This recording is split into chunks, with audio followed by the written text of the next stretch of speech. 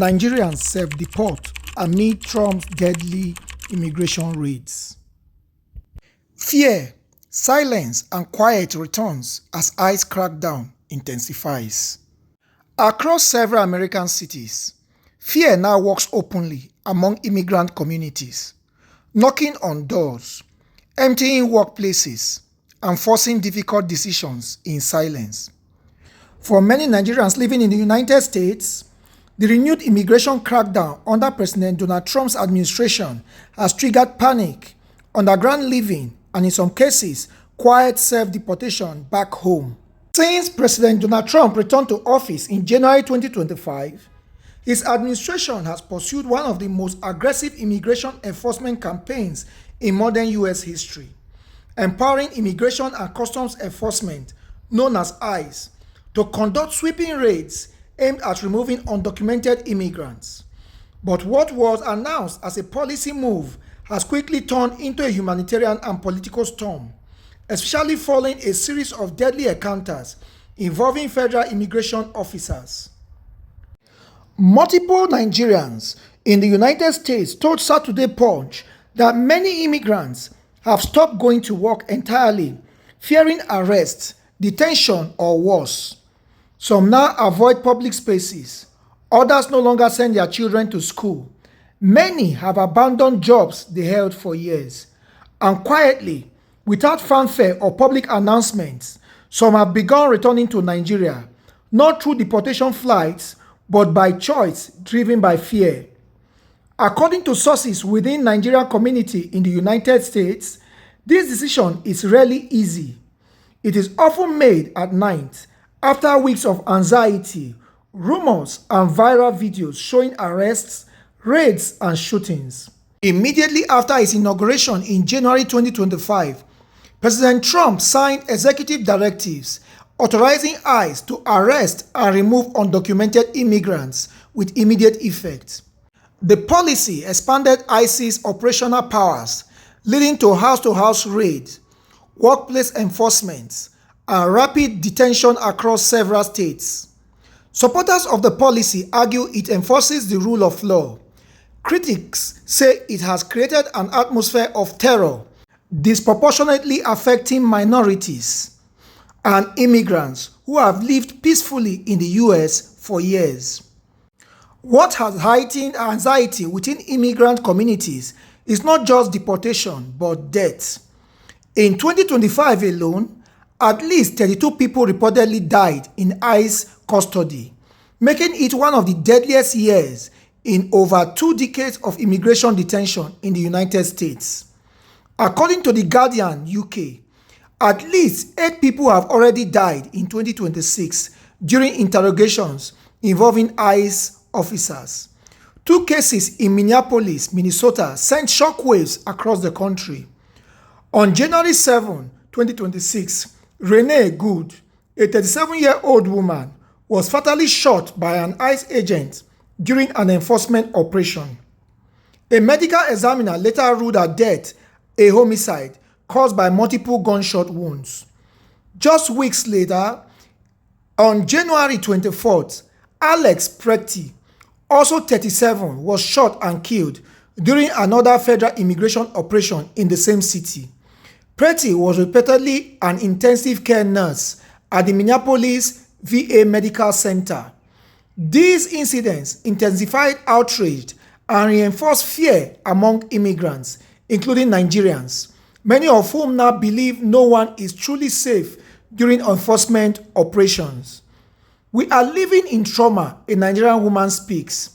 A viral Instagram video recently captured the emotional breakdown of a Nigerian woman in the US, crying as she described the fear-gripping immigrants' communities. She said, "The killing of Alex Pretty traumatized her deeply." According to her, ICE officers appear to act with little regard for whether someone is a United States citizen or not. "It is very traumatizing the way these ICE officers are treating immigrants," she said. President Trump, if you want immigrants to leave America, just say it. Tell us clearly that you want everyone out. She added that immigrants are often treated like animals, even when they insist they are citizens. Don't forget to subscribe to Light Up Media News. Comment, like, and share our videos.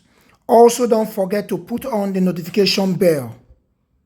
Speaking anonymously to Saturday Punch, the woman, identified simply as a senior immigrant, said many Nigerians have completely altered their lifestyles. Some now survive through online trading, home-based businesses, and informal work arrangements to avoid public exposure. She shared personal examples. A shop assistant working with her stopped coming to work in mid-December after ICE agents reportedly raided nearby areas. She became anxious and afraid for her life. ICE later came to her area in New Jersey, and since then, she has not returned, she said. She also described families who have stopped factory jobs altogether and now sell food or goods from their homes, relying on online orders and trusted customers.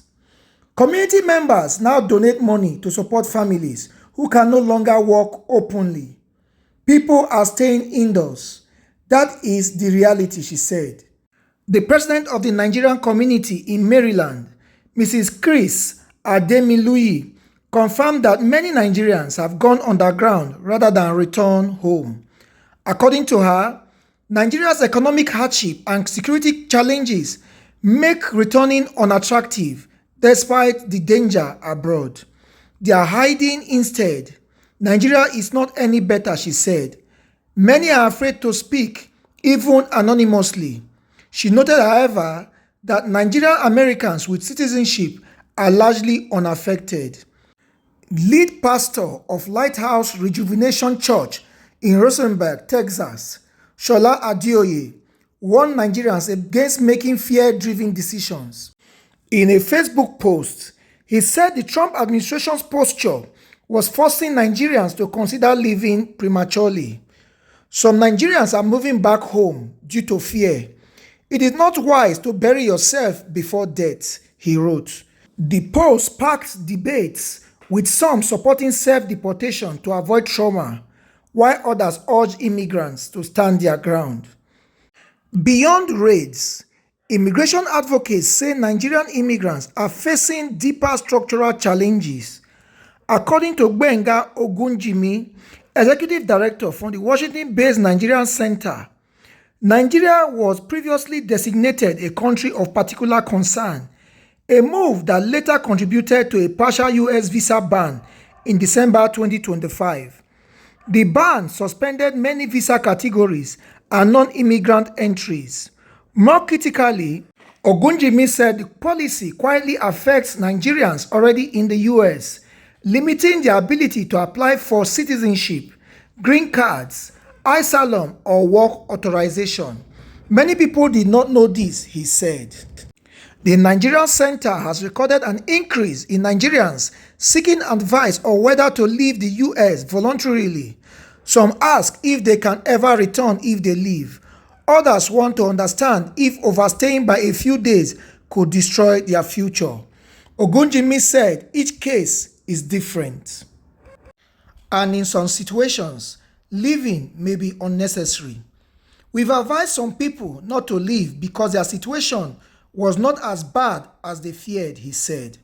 However, he admitted that there are no official numbers tracking how many Nigerians have already self-deported. As ICE raids continue, Nigerian immigrants in the U.S. remain trapped between two difficult realities: fear abroad and uncertainty at home. Some choose silence and survival.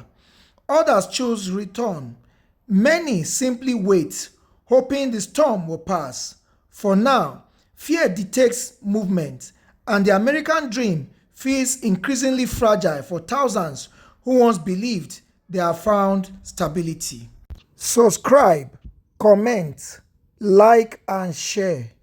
And don't forget to put on your notification bell.